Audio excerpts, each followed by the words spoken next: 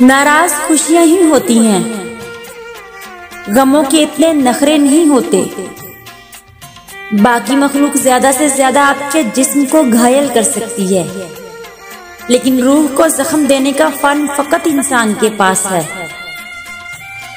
آتا ہے کون کون میرے غم کو بانٹنے، موسم تو میری موت کی افواہ اڑا کے دیکھ۔ دنیا کو کڑوے سچ سے نہیں، چٹخارے دار جھوٹ سے مطلب ہوتا ہے۔ لوگ کہتے ہیں کردار پر بات آ جائے تو صفائی دینا ضروری ہو جاتی ہے، مگر میں کہتی ہوں کردار پر بات آ جائے تو بات ہی ختم ہو جاتی ہے۔ اچھا سوچیں اور اچھا بولیں، کیونکہ بدگمانی اور بد زبانی دو ایسے عیب ہیں جو انسان کی ہر کمال کو زوال میں بدل دیتے ہیں۔